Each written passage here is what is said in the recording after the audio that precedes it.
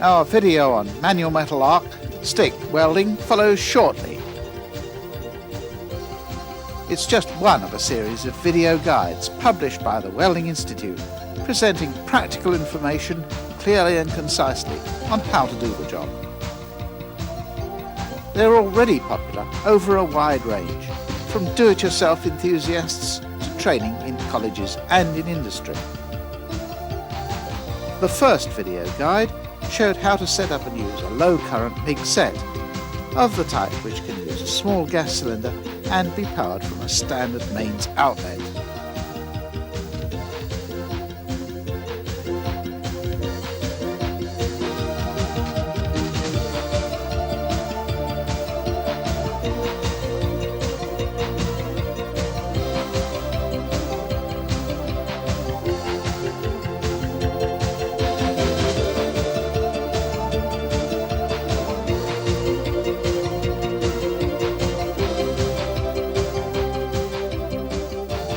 Another video guide will show you how you can get started with oxyacetylene equipment, covering safe assembly, lighting up and adjusting, welding and brazing a variety of joints, and we'll also be looking at flame cutting. If you'd like more details, just fill in and return the enclosed postcard.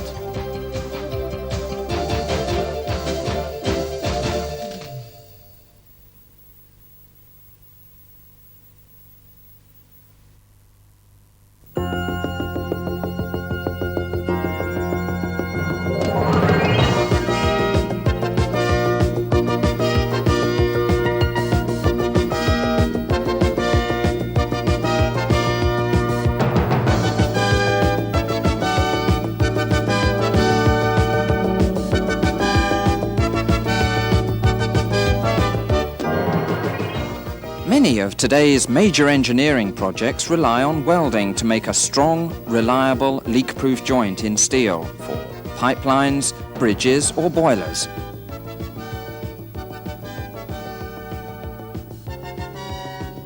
There's a wide range of welding processes under active development, as you'll see at the end of this video.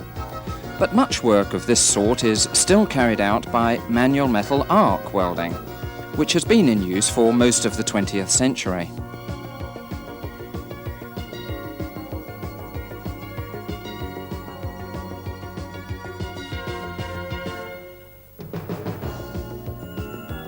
At the Welding Institute, it's one of the many processes we deal with. Here's a magnified view of the electrode as the workpiece would see it. In this video, we'll show you what you need to know to do simple jobs yourself. First, a reminder of how it works. Electric power is fed to a wire or rod of similar material to the work, which strikes an arc. The rod is supplied as an electrode, ready coated with a solid flux, but more of that at the end of the video. The end of the rod melts and deposits metal on the work to form the weld. We've said manual metal arc welding, often abbreviated to MMA. Most people call it stick welding. If people talk about electric arc welding, this is usually what they mean, but there are other types of arc welding. Americans call it shielded metal arc welding, or SMAW.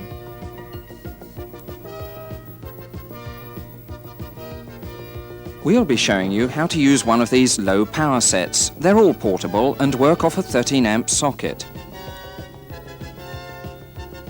The controls are simple, but you should always read the instruction book carefully first.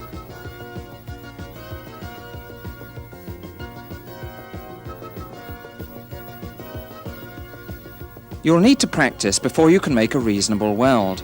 We'll show you in this program how you can weld simple joints in mild steel, 3 millimeters or more thick. We suggest you watch right through first, then look at it again in sections before you practice.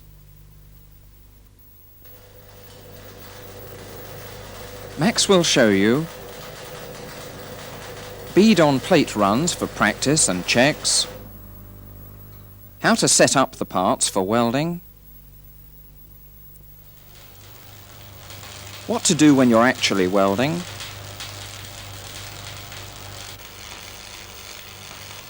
what you might do wrong and the faults it causes, how to work safely, and how to weld up a bench with typical joints.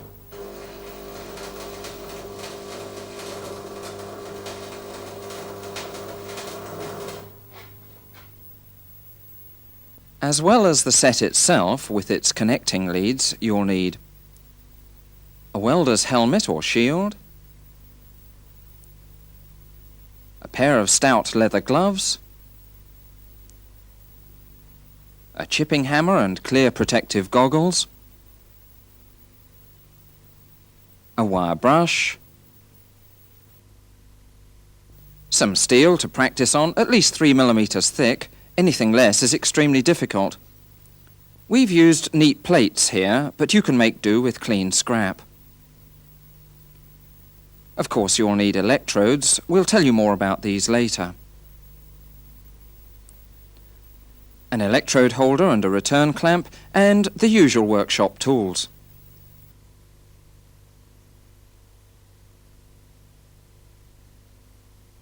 On the set itself, there's a main switch. The main control adjusts current.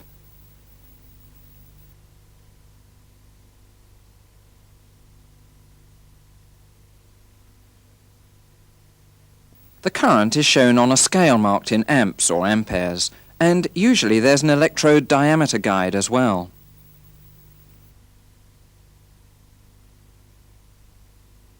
You've already seen the electrode holder and return clamp. They're connected to terminals on the set, which should be tight to make good contact.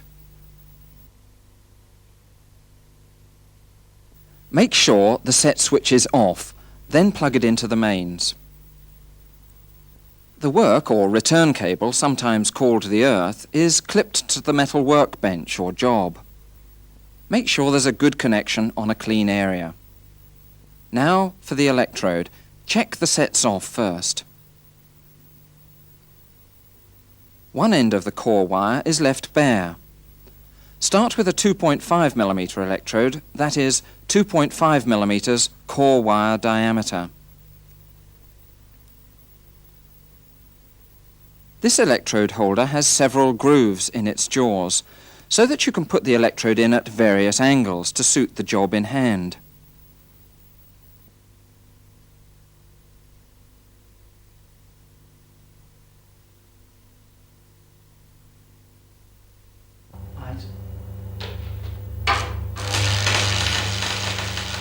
To get used to the arc, you should start by laying a weld bead on a plate.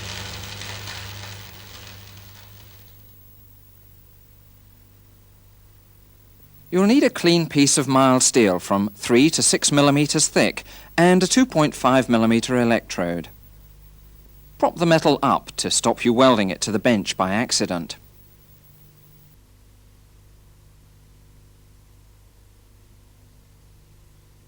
With the current off, practice handling the electrode. You'll have to move it along, keeping it at the correct angles.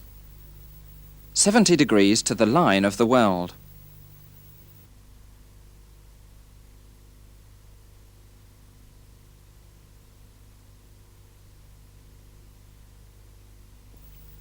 Viewed from the other direction, it should be at 90 degrees.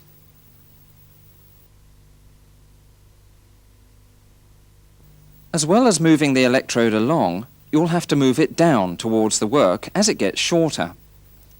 Don't forget the correct angles. The arc will melt to the end at about this speed. So far we've shown you a right-handed welder who will work from his left to right. But if you're left-handed, you'll have to work the other way round, from your right to left. Take the electrode out of the holder and put the holder somewhere safe where it won't touch any metal parts. A cap will protect your hair against sparks. The shield is essential to protect your eyes and face. Close any gap at your neck. Max uses a paper clip. Gloves will protect your hands against burns.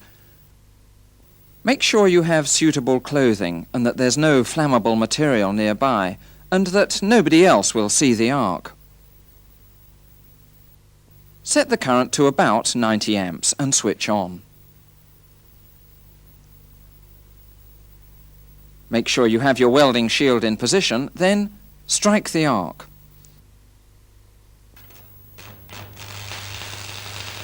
A correct run will look like this.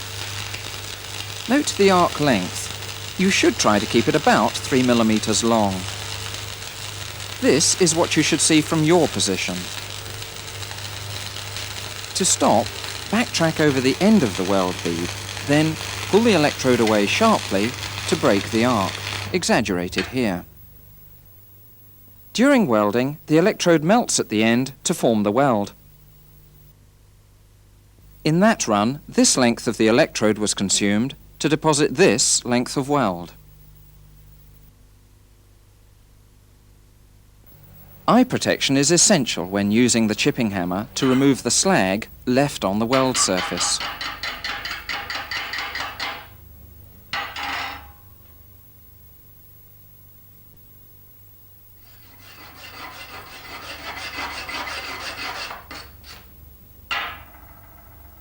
The bead should be straight and even, but you'll find a few drops of metal have stuck to the work. These are called spatter.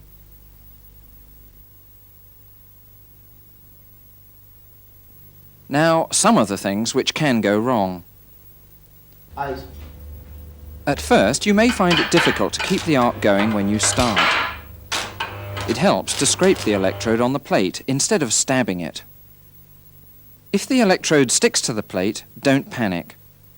Keep your face protected until you've broken the circuit by lifting the plate off the bench or releasing the electrode from the holder. This won't hurt the set. A poor start will leave untidy weld metal on the work. Remember, we showed you how to end the weld run by going back over the bead before breaking the arc. You don't have to do it quite as much as that, but if you just pull the electrode away, the end of the weld won't be neat and rounded, but instead will be untidy and may contain pores or cracks.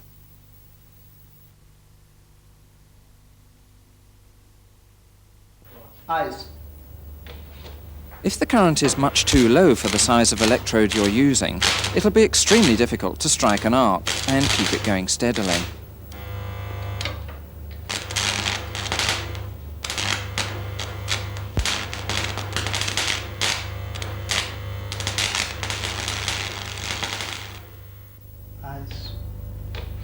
With a bit more current, but not quite enough, even if you can keep the arc going, the weld bead will be small and lumpy.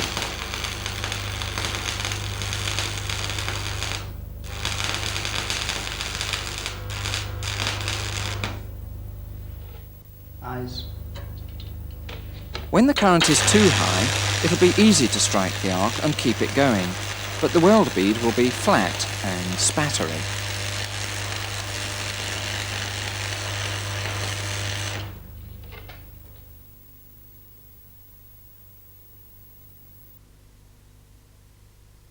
With low current, the weld bead is cold. It hasn't melted into the plate. With normal current, it is smooth and rounded. With high current, it's wide, flat and spattery.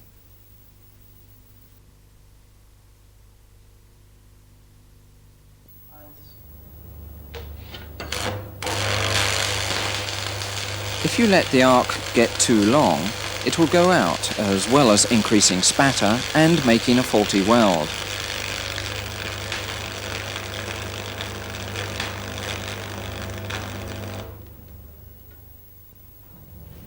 Eyes. And if it gets too short, the result's obvious. Eyes.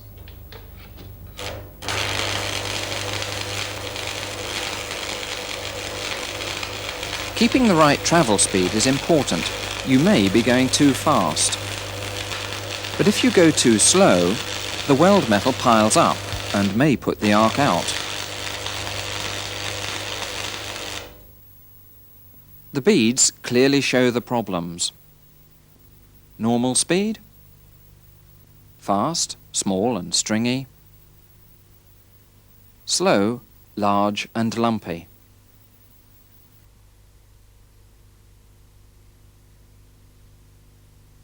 Another problem beginners often have is that they find it hard to move the electrode without changing the angle. They tend to hold their arms stiffly and twist their wrist.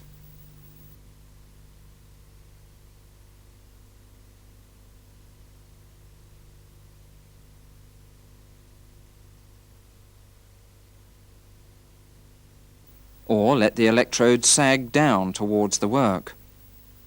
Either of these faults makes it hard to control the arc. Remember, you're aiming to put down a straight, even bead.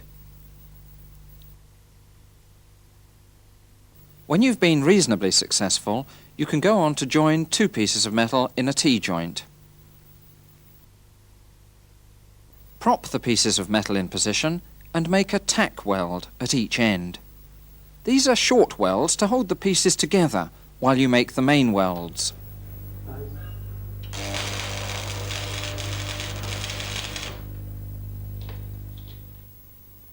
Aim into the corner. Strike the arc at the end and move inwards to make a tack weld about 10 millimeters long.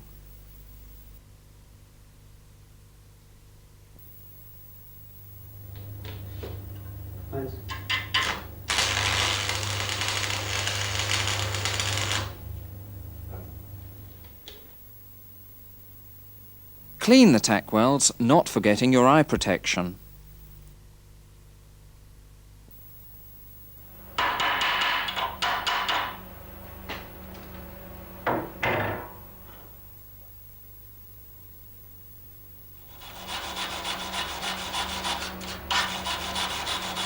Prop it up at 45 degrees with the tack welds underneath.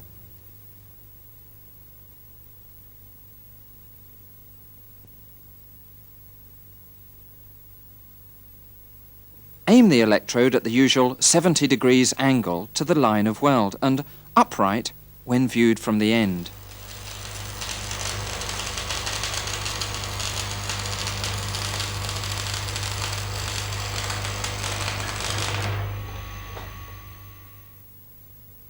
This is what the weld should look like after it's been cleaned. To get a better idea of the weld quality, at the Welding Institute we etch a cross-section. This macro section shows that the weld metal has formed a sound metallurgical bond with each part and isn't just sticking to the surface.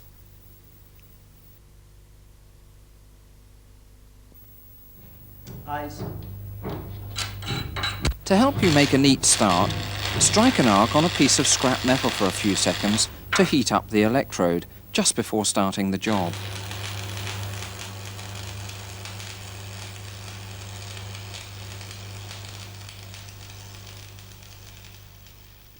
If you didn't hold the electrode at the correct angle, or if you didn't aim it exactly into the corner, the weld metal will be on one side or the other.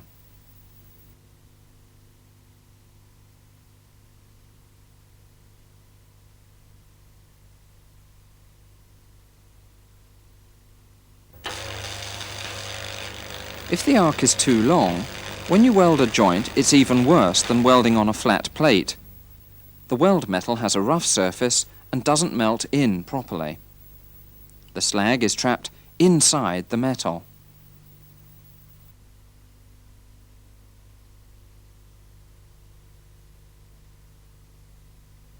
The slag and poor melting show up in a macro section. The weld will be weak.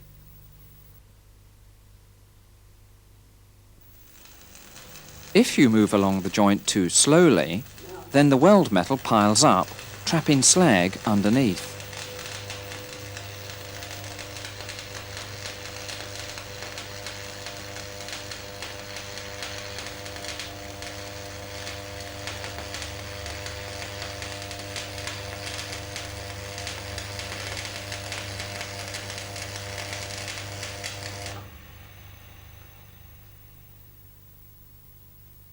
Normal speed.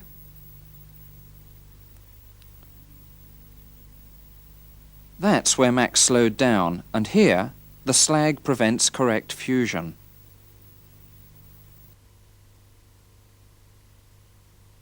As we can see from the macro section. Next, another T-joint. If you're using a helmet, you can hold the pieces in place while you tack weld them.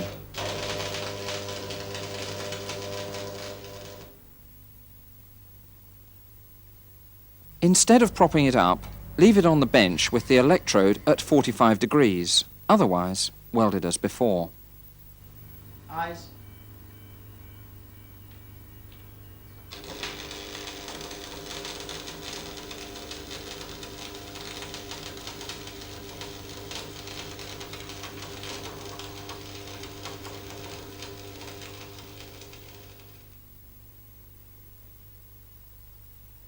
The result should be similar. This weld's rather small for the 6mm steel it's on. It won't help to get a bigger weld just by going slower. Remember what happened when we did that. One option is to use a bigger electrode if your set can supply the extra current. Another option is to make a number of runs. You make a first run, as you've already learnt, then add extra metal in 2 further runs with the electrode at different angles.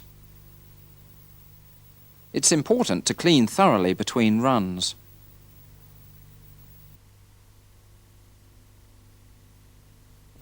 On a partly welded sample, this is the first run. The second run. The third run. All the runs should melt into the parts and into each other to make a complete bond.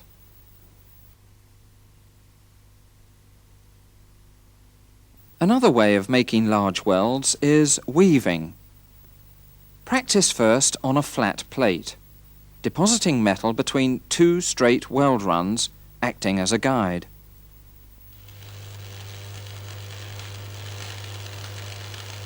Hesitate at each side. This lets the weld melt in properly.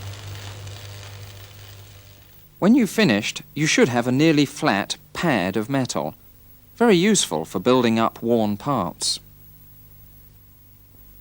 Weaving allows you to make a wide second run.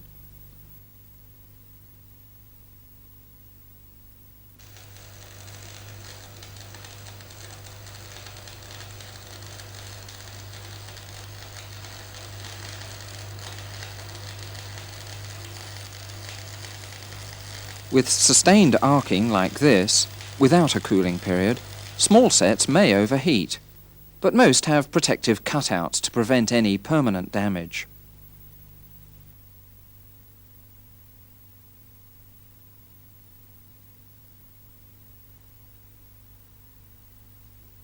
The macro section shows a good weld with a flat face, which should have a regular pattern. Next, a lap joint. You should tack weld this on the ends. Aim the electrode at 45 degrees to the vertical into the corner, as you did for the T-joint.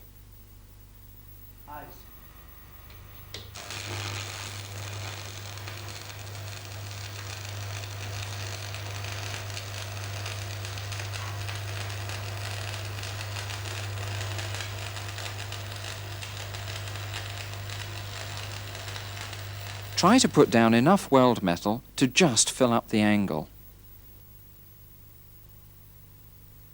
The macro section shows that the weld has just reached the top corner of the upper piece. If you don't keep the electrode aimed exactly at the corner but let it wander, the weld metal won't be in the right place, so it won't join the 2 parts.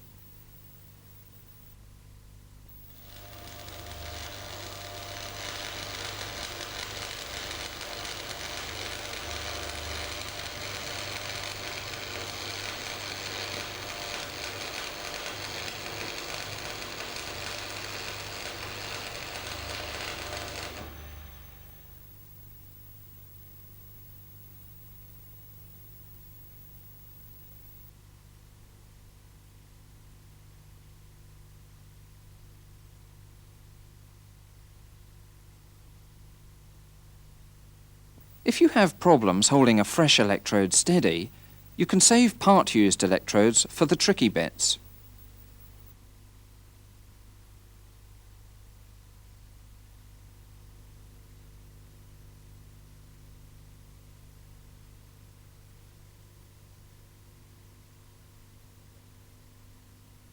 Don't rest your arm on your knee or on the bench to steady it, as you'll find it's very difficult to keep the electrode at the correct angle all along the joint, which is what you should be aiming for.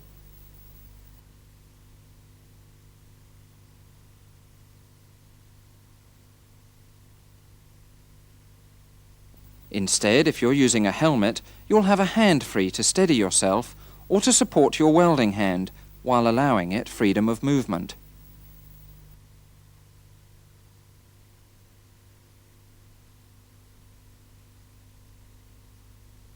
Practice until you can make a good lap joint, then move on to a corner joint in 6mm thick steel.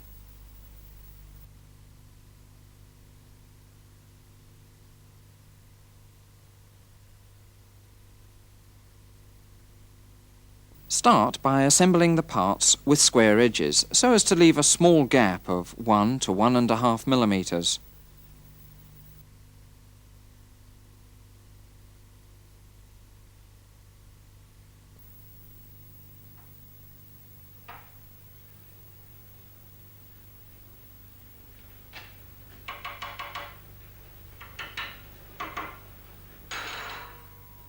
Tack weld as before at one end.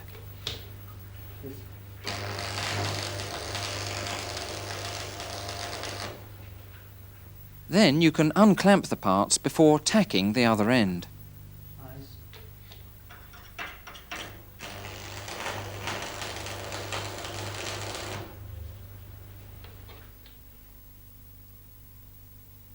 For the actual welding, the electrode should be upright, viewed from the end, and at 70 degrees, viewed from the side. Of course, you should aim for the centre line of the joint.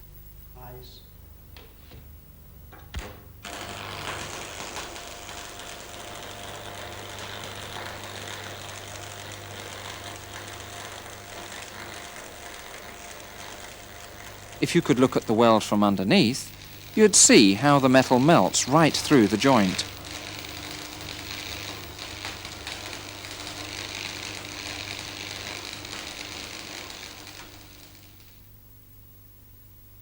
When you've finished, turn the joint over to make sure the weld metal has penetrated through to the inside. As you won't have filled the joint with metal, make a second run with weaving. Pause at the sides for good results.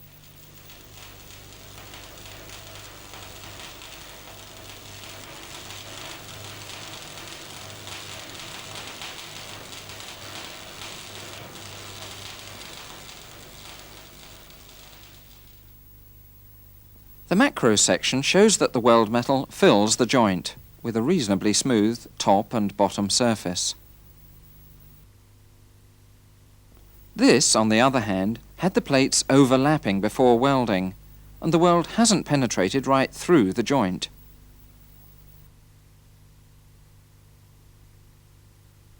Here, the gap was too big, and the molten metal has penetrated too much. In fact, it could have melted right through and left a hole. Next, a butt joint between two 3mm sheets edge to edge. They shouldn't be placed touching each other, but with a gap of about 2mm, or just less than the electrode diameter.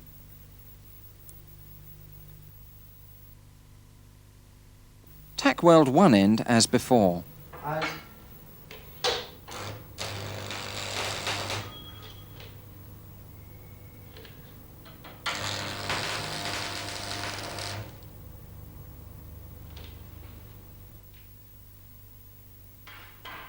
Then make sure the gap between the plates is parallel before tacking the other end.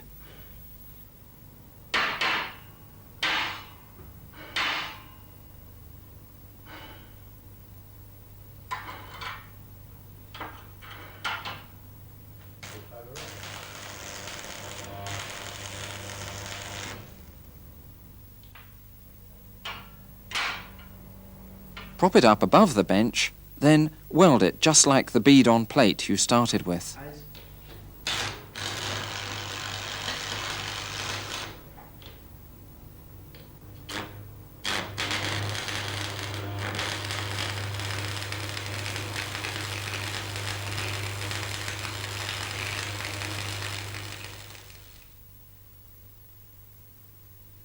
This should leave a weld which extends beyond the gap between the plates, and when you look on the back, the weld metal should have gone right through and just penetrated beyond the surface.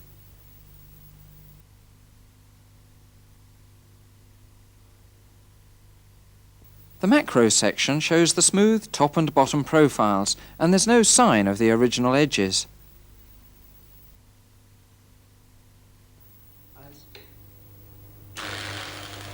But if the gap was too large, or the current too high, you would burn a hole.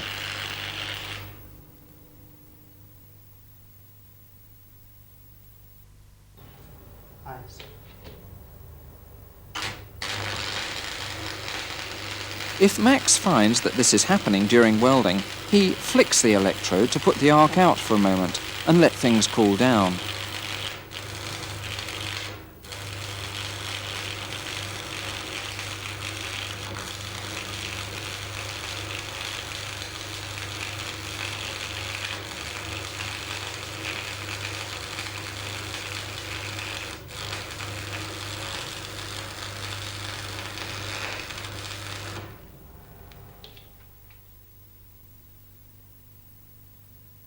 On the other hand, if the current is not enough, or the gap is too small, then the weld doesn't penetrate right through to the other side.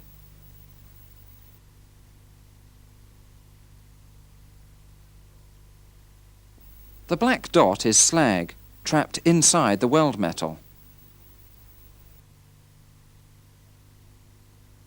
To weld a butt joint in thicker metal, you'll have to grind the edges off at an angle of not less than 30 degrees.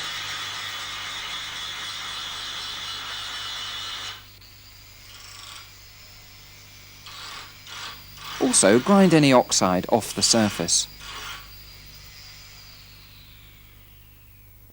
Leave a flat face about 1 millimetre deep to the bottom edges, and space them about 1.5 millimetres apart before tacking. This will enable you to control penetration of the first weld run. Eyes.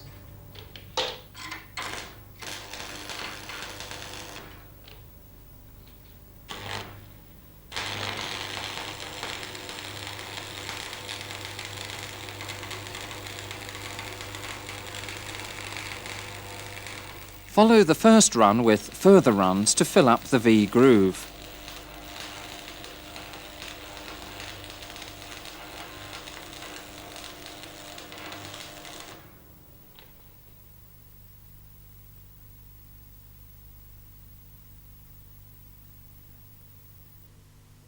The macro section shows that all the runs have melted into the metal and into each other.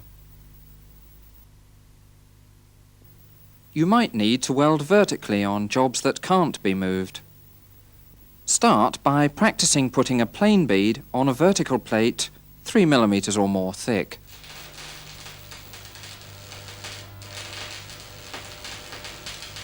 Use a current 10 to 15 amps lower than when working flat on the bench, and weld moving upwards with the electrode coming from below at 70 degrees to the joint line.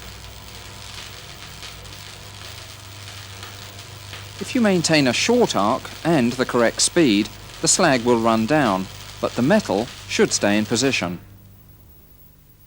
When the slag's been cleaned off, the weld bead will be lumpier than the ones done flat. Practice until you've got a couple of reasonable beads, then move on to weaving.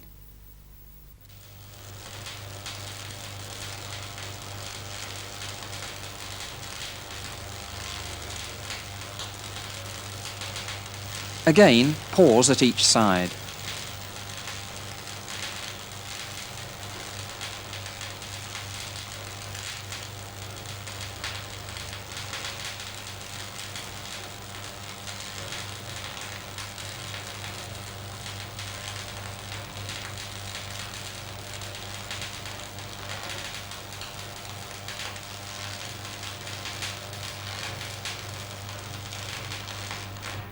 Aim to weave so that you put down metal with a flat top surface. Then tackle a T-joint.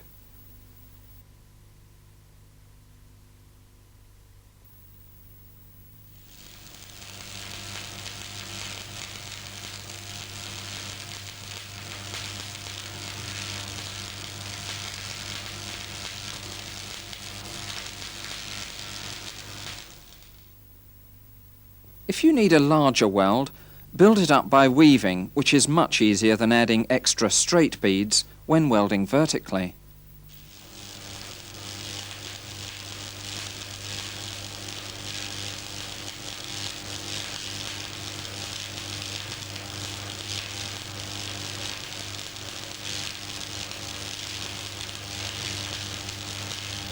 Pause at each side to leave a flattish surface.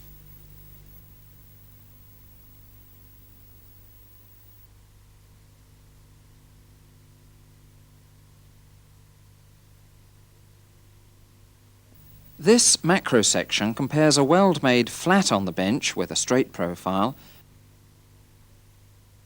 and one made vertically, where it's more difficult to control. So far you've welded upwards, but for thin metal, about 3 mm, it's best to weld downwards to prevent burning through.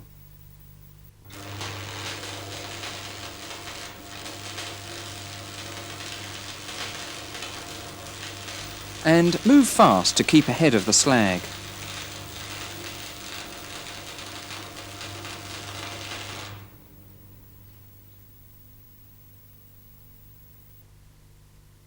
A similar butt joint in thick metal to the one welded flat is prepared in the same way and welded upwards.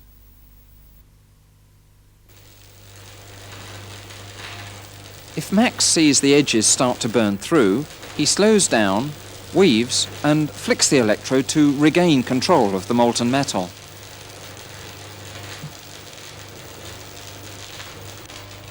Looking from the back, we can see how the weld just penetrates the joint.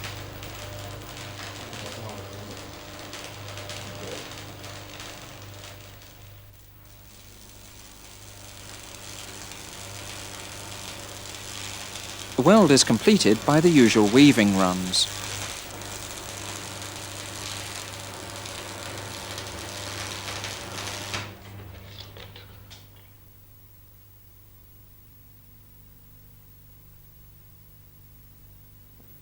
Next, we want to draw your attention to some essential safety precautions. Make sure your clothing won't catch fire easily. Close weave cotton fabrics are usually satisfactory, unless of course they're soaked in oil.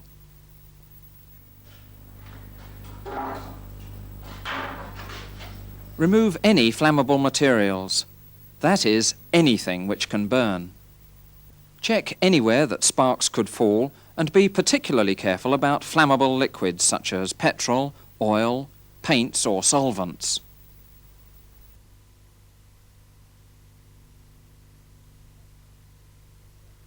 Arc welding produces a very bright light with a lot of ultraviolet. You must protect your eyes with a special filter.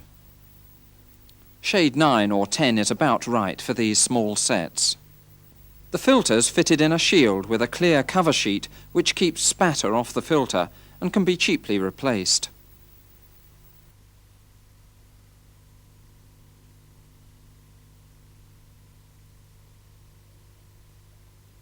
The filter cuts down visible light to give you a clear view and protects your eyes from ultraviolet light.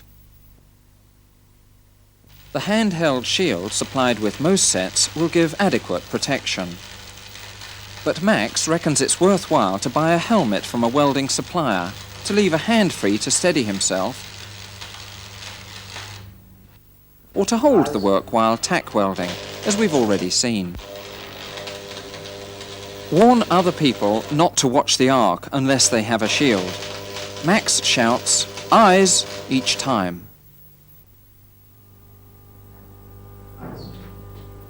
Make sure all your skin is covered up, especially at your wrists and neck, to protect against ultraviolet from the arc. or you may get a form of severe sunburn. When you finish a run, remember the electrode will be hot and will also be liable to arc. So switch off or release the electrode. The electrode holder is insulated except where the electrode fits into it, and you should check that it's undamaged, whatever pattern you have. Likewise, the cable insulation. This is particularly important if you're using an industrial set, as these work at higher voltage.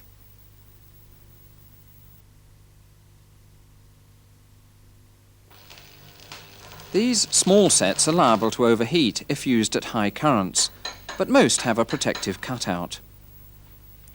If this operates, just leave the set to cool down. To work for long periods at higher currents, one of the bigger industrial sets is needed.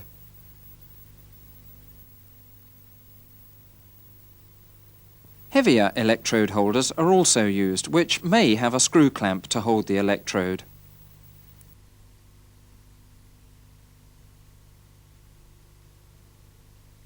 This pattern has a fixed electrode angle suiting some jobs, such as vertical welding, but forcing the welder to hold his arm at an awkward angle for others.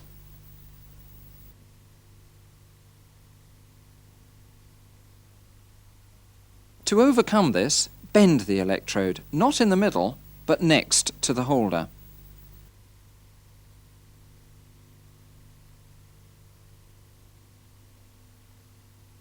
If you bend it in the middle, the flux covering will crack off. All electrodes produce some fumes, but rarely enough to cause a problem with small sets. The fumes will go up outside your helmet if you position yourself as we suggested, but you may need to open a window to stop fumes building up if you're doing a lot of work.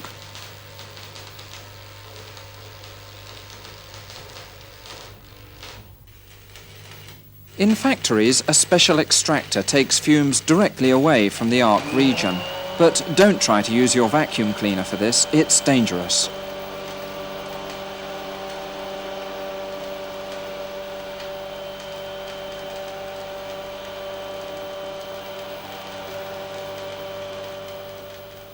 A final safety point, unplug and clear away any power tools from the welding bench.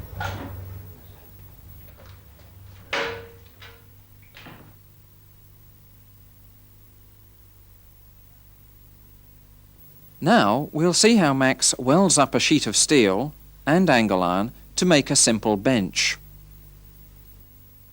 First, the frame for the top.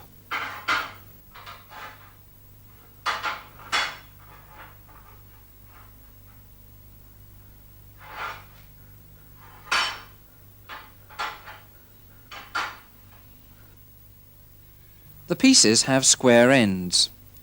Miters would be slightly neater, but much more difficult to cut.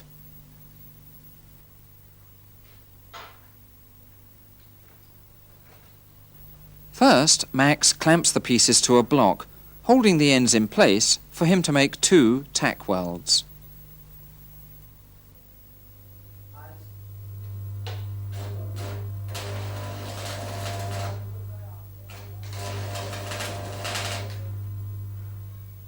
He tacks all 4 corners of the frame, then checks it, both with a square and by measuring diagonals, while it's still possible to adjust it.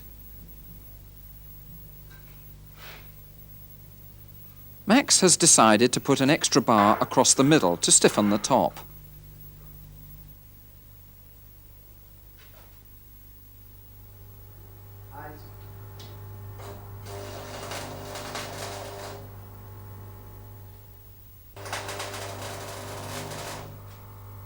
Now he makes the final welds, holding the frame upright so as to weld the whole joint flat without stopping.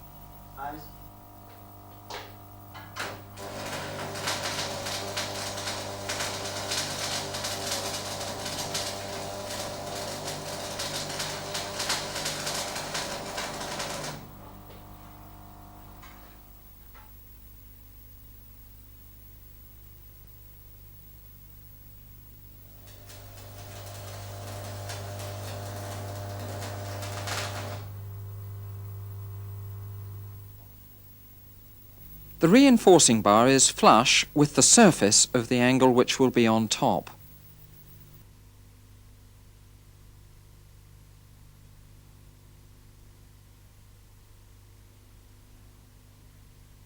Now for the legs. Max clamps each in turn in place, then makes 3 tacks.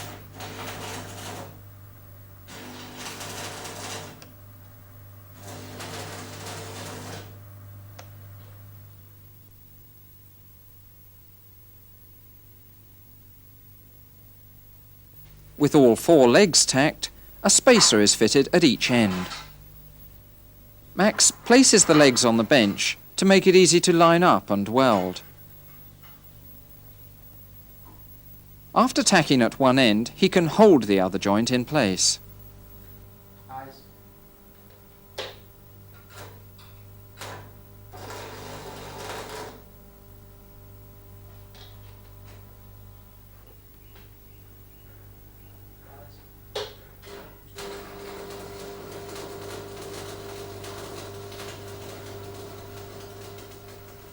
To finish welding the legs, Max makes all the joints he can before turning over to the next side. With the framework complete and any projecting welds ground flush, the last welding job is to secure the top.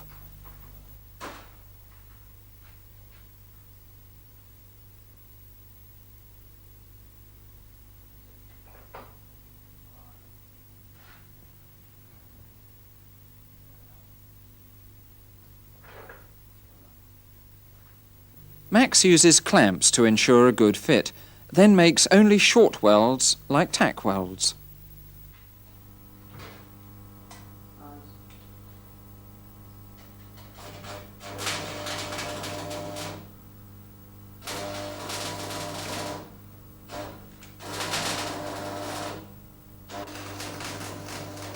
These are strong enough for the job and take much less time than a continuous weld, but more importantly, a continuous weld would heat the metal much more, and the resulting expansion would distort the thin sheet. Grinding the corners smooth finishes the job.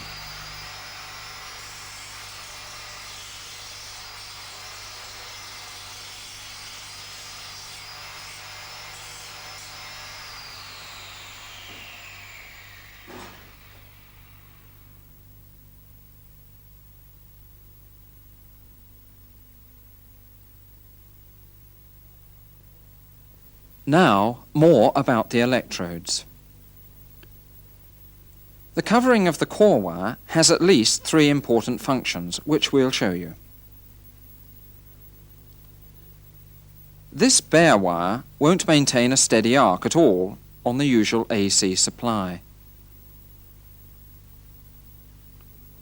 On DC, it'll arc all right, but as the end melts, the metal forms large, unstable drops, and there's a lot of spatter.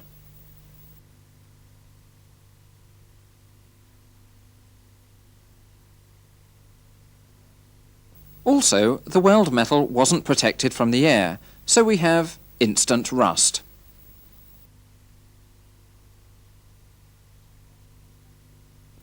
But with a proper electrode, with the correct covering, the arc is steady, even on AC, metal transfers to the job in fine drops, and the coating gives off gas which protects the weld metal.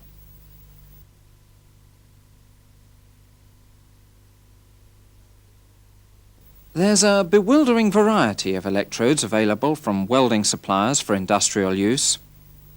They allow manual metal arc welding to cope with a wide variety of jobs with maximum weld quality and economy.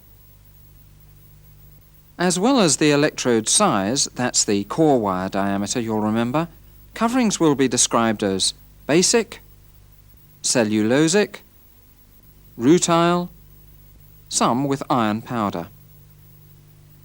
Electrode packets carry information on recommended current, the voltage the set should supply, whether they can be used for vertical welding, and so on.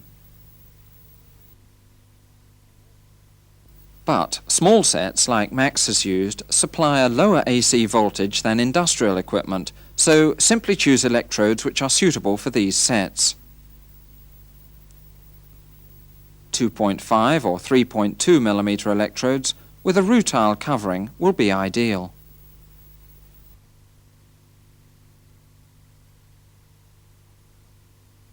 Because the flux is affected by moisture, electrodes should be stored in a warm, dry place, as the packet reminds you.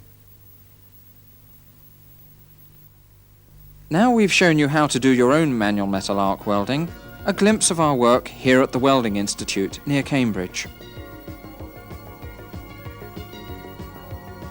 Close-up slow-motion photography of a MIG welding arc shows how metal is transferred from the end of the wire to the molten weld pool, and here splashes out again.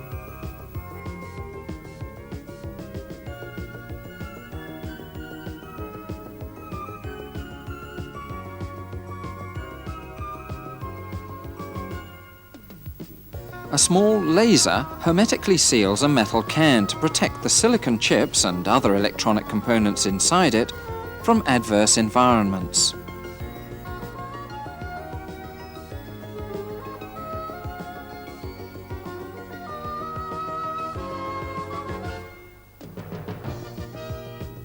We also have much larger lasers which can make welds on sheets 2 millimeters thick or more. In this case, welding right through the top sheet.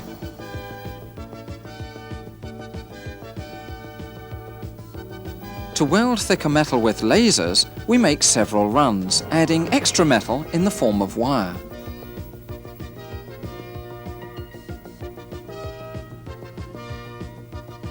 Plastics are finding increasing applications in engineering, offering strength and corrosion resistance with light weight.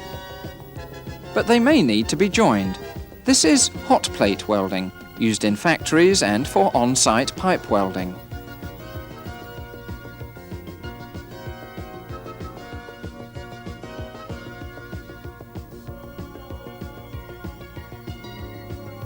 Friction welding is now widely used for mass production, particularly in building cars and trucks.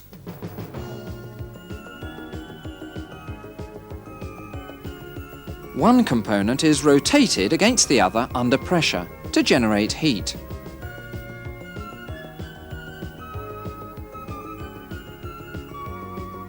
Just a few of the many advanced research and development projects going on at the Welding Institute's extensive laboratories.